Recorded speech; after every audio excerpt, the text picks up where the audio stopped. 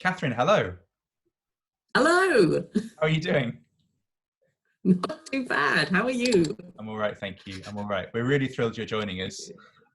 We're starting each video by asking contributors just to introduce themselves and to give us an overview of their work. Would you mind doing that? No. Okay. So where to start? Well, I'm Catherine Richardson. I wear a lot of hats. Most of them I wear at the University of Kent. I'm Professor of Early Modern Studies there, where part of that, I run a project called Middling Culture, which is an AHRC project. I'm also Associate Dean for Research in the Faculty of Humanities at Kent. Can I jump in and just ask, Yeah. for listeners who don't know, what is an AHRC project? So that's an Arts and Humanities Research Council project, which is the main funding body for research in arts and humanities. Thank you. That's an enormous joy.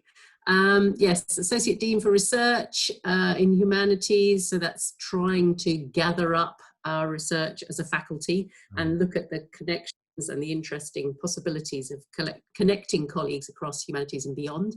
And I'm also the co-director of Kent's new Institute for Cultural and Creative Industries, which is looking at the way in which we relate arts and humanities research to science. There's a lot of digital work there that we do with computing, but also with industry. So it's very much an institute that sits on the edge of a university, looking outwards, working with industry in the broadest possible sense. Heritage, gaming industries, all sorts. So those are some of the things that I do. Thank you. I like the idea of looking outwards, in your case, into the worlds of science and industry. And I guess that's exactly what this YouTube series is intended to do, is to sort of look outwards and to see who might join this conversation if we invite them to. And your work is very much an inspiration in doing that. So you've mentioned the Middling Culture project. Maybe we could talk about that first of all. What is this culture and what is it in the middle of? Yes. Okay. So this started as me trying to get to grips with a simple question, I guess. So we've got this guy called Shakespeare, and he writes plays, and we know that. Well, most of us agree that that's the case. He was born in Stratford-on-Avon, and he writes plays. And I guess when I was at the University of Birmingham at the Shakespeare Institute, I taught an MA program called Shakespeare, Stratford-upon-Avon and the Cultural History of Renaissance England, which, as it was pointed out, the acronym for that was Massacre. Fantastic time doing it. And it was absolutely lovely. And it was meant to relate Shakespeare's written work, his literary work, to the culture of Stratford-on-Avon in the period. And I guess maybe, although I didn't see it like that at the time, there was this kind of implicit dealing with how could a guy born in Stratford write these plays? And I wanted to understand that too. So I wanted to understand what it meant to be the son of a glover, to go to a local grammar school, what kind of cultural experience that was, and then how that related to what happened when he went to London.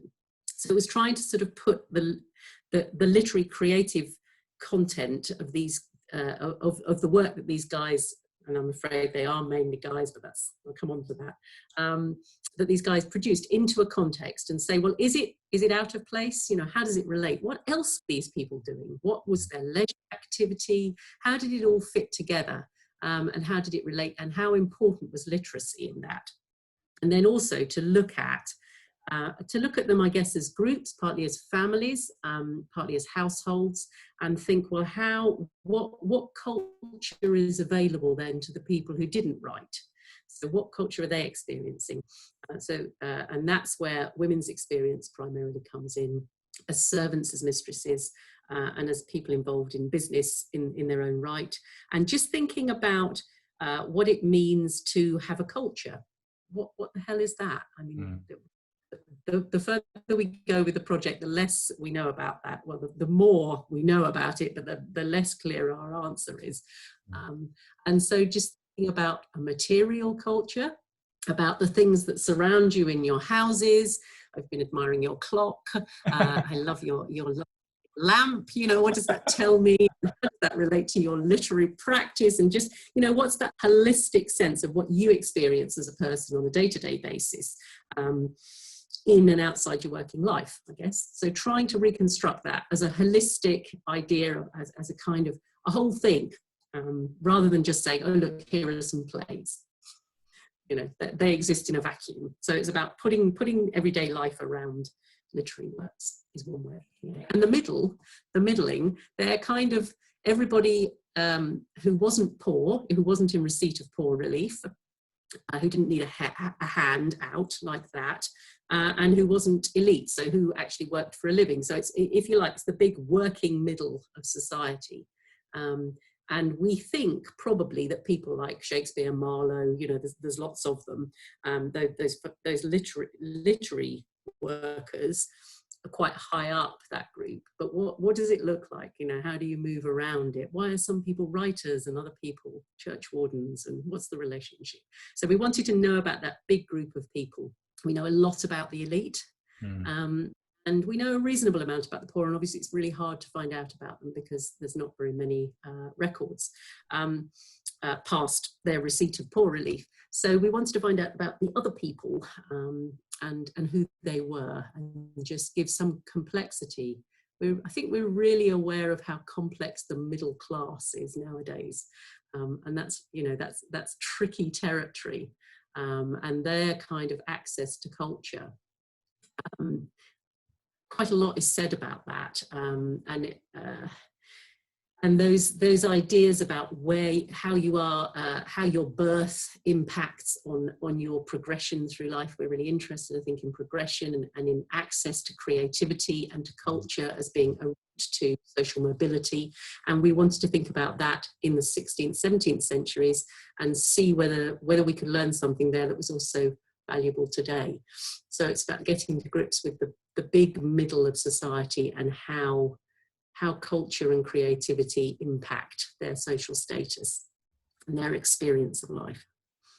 That's brilliant. Thank you. Go on, sorry. That was a really long answer. No, great. It's fantastic. Just to summarize some of that, partly for the benefit of listeners and partly so you can correct me if I've got it wrong.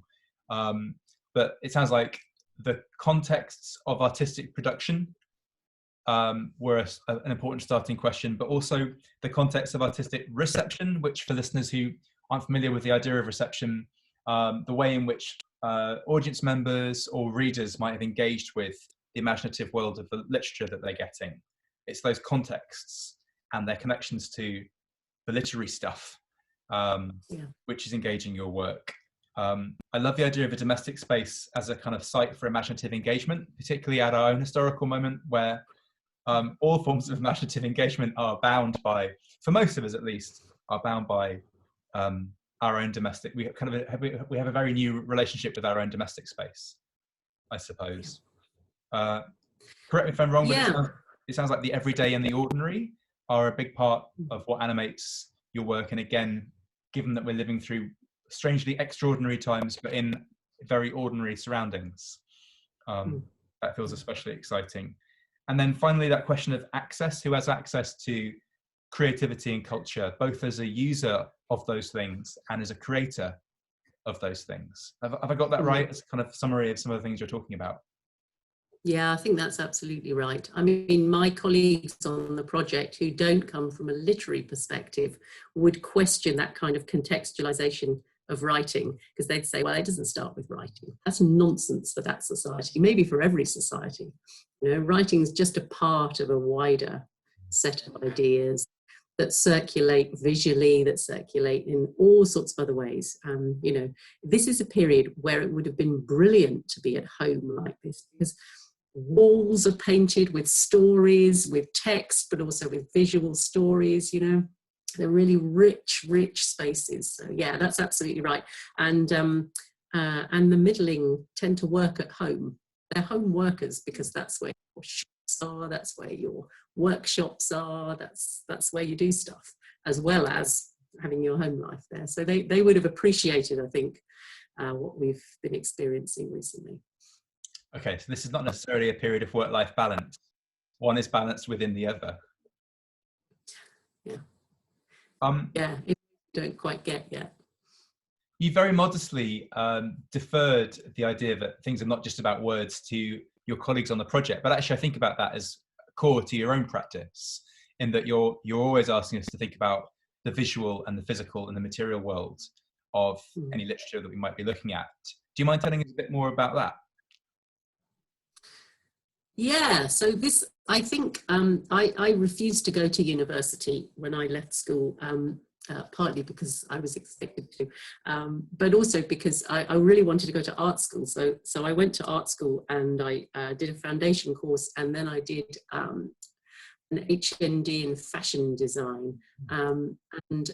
And I did that because I was absolutely fascinated by that process of making, I suppose, physical making. And design and style and all those questions, textiles, you know, the stuff. Absolutely fascinated by three-dimensional stuff and how you make it happen. Unfortunately, I was rubbish, absolutely rubbish at it. And the only bit I was really good at was the history of fashion design. So that was kind of the way I went. But I think, yeah, it very much goes back to that I wanted to know what it felt like to be in the world of the past. It really felt like, you know, what you could get to grips with and what experience was like.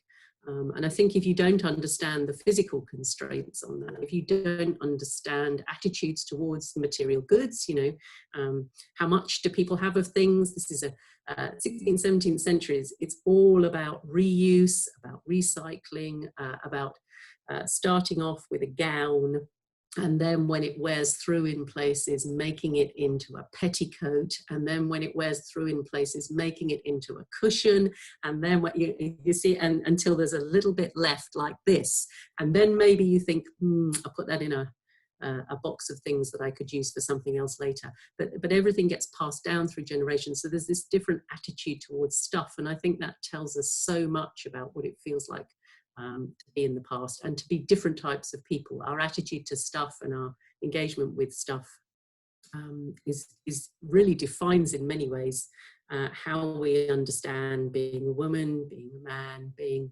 a servant, being somebody elite. You know, you get a very clear idea of it when you understand the material qualities of the past. So yeah, for me, it's I want to understand literature in relation to that whole sense of being in a different society. And things are really crucial to that. Yeah, thank you. And that process of reusing and recycling objects you're talking about also, I presume, involve a reusing and recycling of certain emotional relationships to those objects as they get passed from person to person or from use to use. And again, I think of your work helping us to think about that when we see objects on stage, as well as in real life. Yes, absolutely. I think it's that attitude towards objects. It's not looking at objects for their own sake, but seeing how they connected people to people, ideas to ideas, events to events, you know, just watching things move across human relationships, if you like. That fascinates me. I mean, and I'm always very wary, and we have lots of discussions about this amongst the project team and also other people, Tara Hamling mainly, that I write a lot with. We're both very invested in things. We both consider that things nowadays, I mean, I'm sitting here at my desk surrounded by, here you are, do you want to, so this is a very small wooden mouse.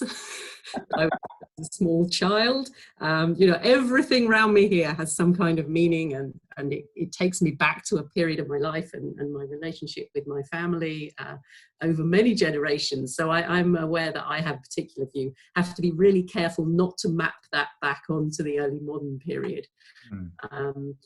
And had lots of discussions, really useful discussions with other academics, trying to avoid that sense that the early modern period was sentimental about things, like the Victorians perhaps were sentimental about things. So it's not so much that, but it's how people negotiate relationships with each other through objects.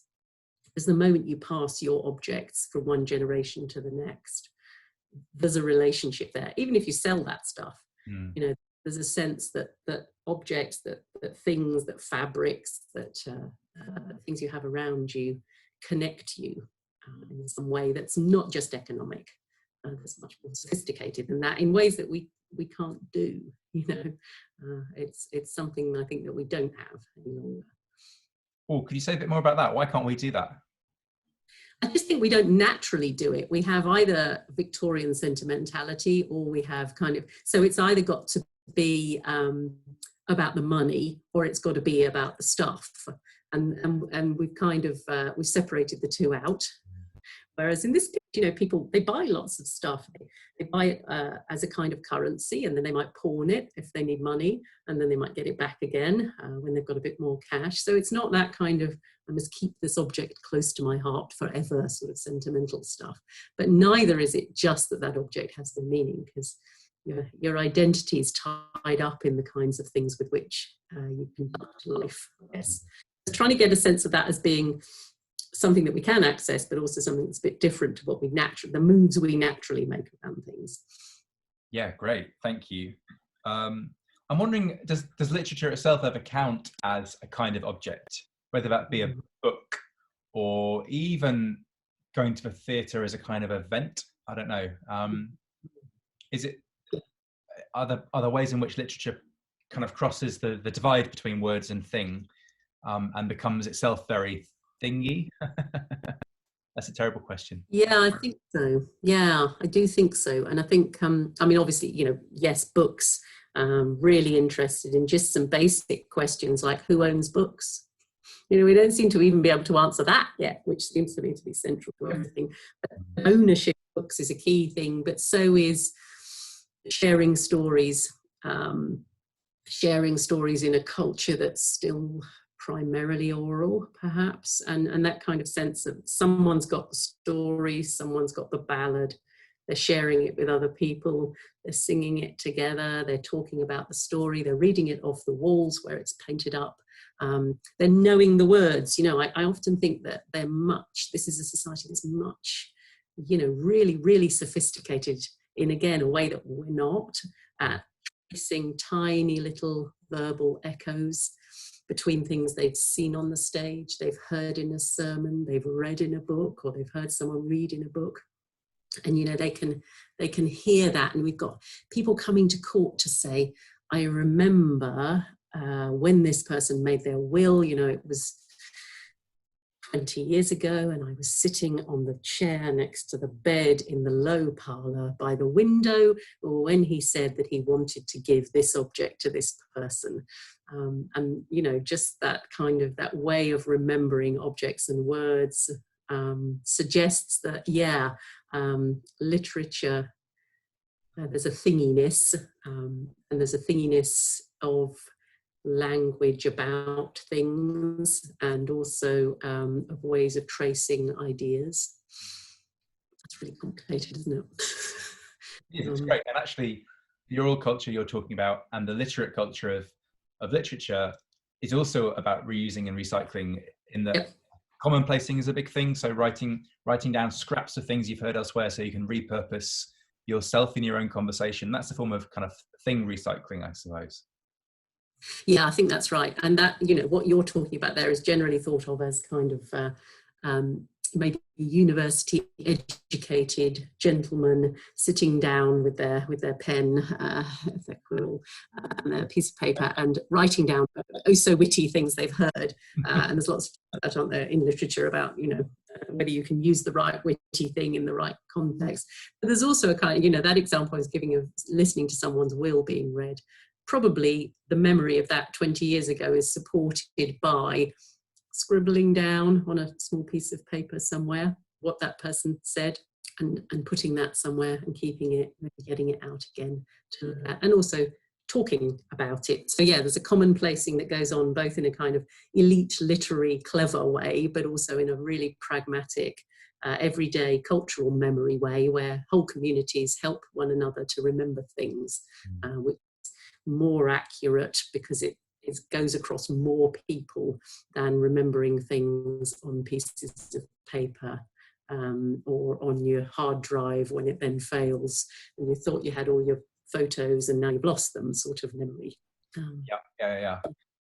If it's right to ask one final question about your research, I wonder about just taking a step back from it and asking you about the challenges of the kinds of conversations that your work opens up, in that you as a researcher are constantly moving between the worlds of literature and history, which are not that different, but we're constantly being told are these two separate things, and likewise moving between, as we've been talking about, words and objects. Could you tell us a bit about either the challenges of that, the opportunities of that? It is difficult, and I try to have a way of doing it that sort of speaks to both audiences, I guess, rather than sort of writing or speaking separately.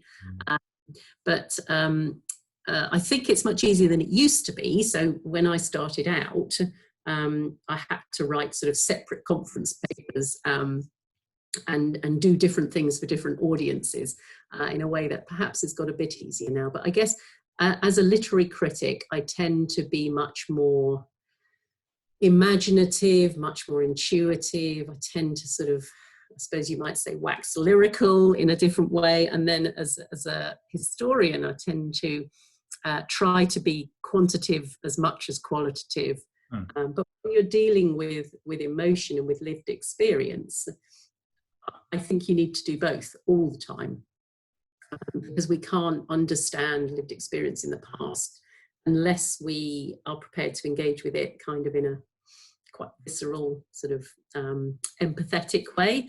But also we can't understand how typical that experience is unless we have some kind of quantitative measures that say, well, okay, who's actually doing this stuff? You know, who's reading, who's owning things? So we need to kind of do a mixture if we're going to get to grips with the past. But it fascinates me. I've got kids at school, at primary school and secondary school, and it fascinates me the way they try to separate out in a way that I just, I find quite challenging. And I'm always saying to them, oh, well, my daughter's studying Romeo and Juliet at the moment. I'm saying, oh, would you like to sort of see some examples of early modern things that might pertain to the play? No. That's history. And that seems to me crazy. And one of the things we're trying to do on the Middling Culture Project is to make those connections and say, well, we need to know where this stuff's coming from. So it's challenging, but it's really, really exciting.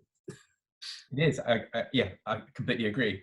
If it's all right then to move to our final question, we're asking all of our contributors, and this was an especially loaded question in light of the thing you just said, but we're asking all of our contributors to tell us what the word literature means to them, if it has meaning, if it's a useful word or an unhelpful word in their professional practice. Do you have any thoughts?